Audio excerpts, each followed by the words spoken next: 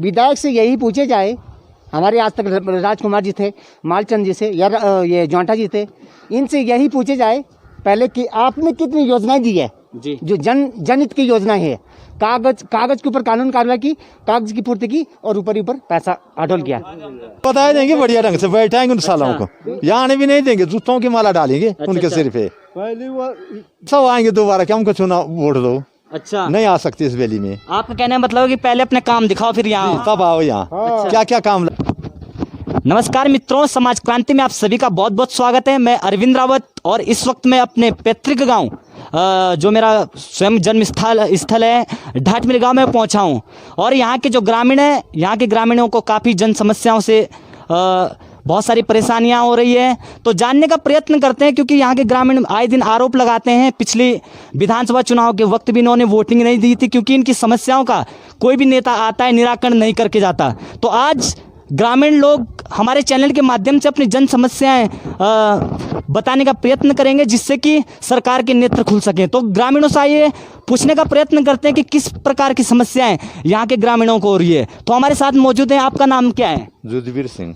तो हमारे साथ दादाजी मौजूद हैं, तो इनसे पूछने का प्रयत्न करते हैं आपके गाँव में किस किस प्रकार की समस्याएं हो रही है। सबसे बड़ी समस्या है कि सबसे बड़ी समस्या तो डॉक्टरों के, पहले इसको बताऊंगा मैं। अच्छा। किसी को इंजेक्शन लगे, किसी को छोड़ के गए। जी जी। नंबर 1 जी। फिर नंबर 2 पॉल लगे हैं, सारे पॉल टेढ़े हैं, किसी घर पे बिजली नहीं है। अच्छा, जिस तरह से आप डॉक्टरों को कह रहे हैं कि डॉक्टर यहाँ पर आए तो जी क्या हो रहा है? आए तो इस आए 2 मिनट रुके फिर वापिस। क्या कह रहे थे वो? कह रहे थे बस आओ, नहीं आए। लोगों ने आना है दूर दराज से, कोई मोरोडी से आएगा, कोई छारा मोटी से, कोई तुमड़िया कोट से, कोई डाटमिल से। लेकिन 3 गांव अभी ओसला, गंगाड़, पवानी ये अभी वंचित है, इसमें इंजेक्शन नहीं लगे अभी।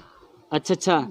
तो लेकिन उन लोगों ने आना था, अगर यहाँ डेरा जमता इनका ढंग से तो वो लोग यहाँ थे इंजेक्शन लगा रहे। पर रहता है कौन? 2 सेकंड आएंगे और वहीं से वापस। नंबर 3 फिर समस्या है कि गुदामों पे यहाँ बहुत बड़ी हेराफेरी हो रही। पिछले साल फ्री की राशन बटी, उसमें दाल नहीं बटी। अच्छा। और आज एक साहब आए हैं, उन्होंने कहा 2 किलो चावल जी हर यूनिट के पीछे, 3 किलो गेहूं। अगर सरकार का यही रोल है तो अच्छी बात है। कहीं ये बीच के कार्यकर्ता लोग खा रहे तो उनको बताइए कि कौन हो रहा हूँ।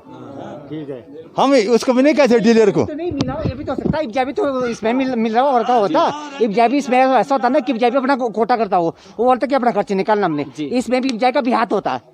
जो डीलर होता है, डीलर क्या कर सकता है? डीलर कुछ नहीं कर सकता। डीलर तो ऐसे जैसे इब्जा बोलेगा वैसे डीलर करेगा जी। डीलर का सिस्टम ही होता है कि डीलर जैसे इब्जा बोलता कि हाँ इतना आप चावल बांटो, इतना गेहूँ बांटो।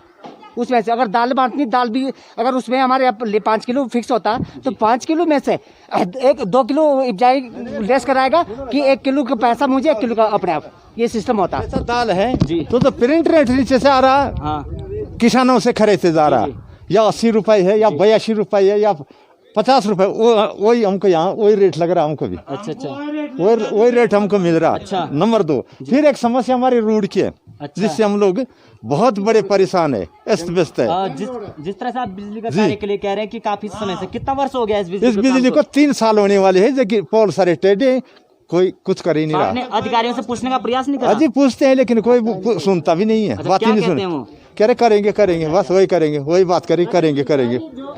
है जी, ये विद्युत, ये उसका विद्युत का जो इब्जाई को हमने एक दिन बताया, सूचना दी। हमने कहा ऐसा कि जो पूरे मरोड़ी क्षेत्र या तुमड़ेकोट क्षेत्र या तालुका वाली क्षेत्र है, वहाँ पे सारे पोल टेढ़े हो रखे हैं। फिर उसमें जो लाइन है, मेन लाइन है, वो लाइन जमीन पे जा के नीचे। अगर बाई चांस कभी लाइट छोड़ दी, फिर कोई गांव वाला गया या जानवर गया, हमारा पशु गया, करंट आ गया ना उस पर, बिल्कुल पशु मर गया, भेड़ बकरी मर गई, इंसान मर गया। इस कारण से इब्जाई सुन नहीं रहा, इब्जाई कोई कानून कार्रवाई नहीं कर रहा।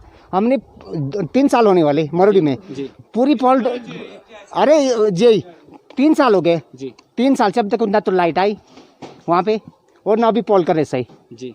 तो आप इसके लिए किसके जिम्मेदार मानते, कौन इसके लिए जिम्मेदार है? इसके मेन जिम्मेदार वो रहेंगे ना जी, उस बिजली विभाग वाले।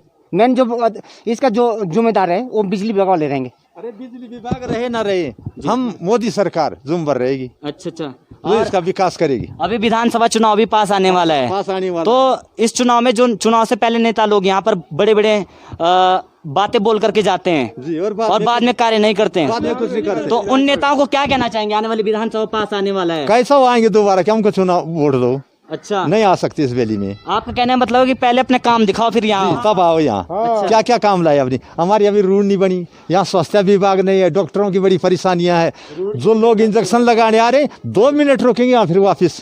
अच्छा अच्छा, ये मैन विधायक होता, विधायक हम पार्लियामेंट में भेजते, किस लिए भेजते? इसलिए भेजते पार्लियामेंट में कि जनता की समस्या को सुने, समाधान करे।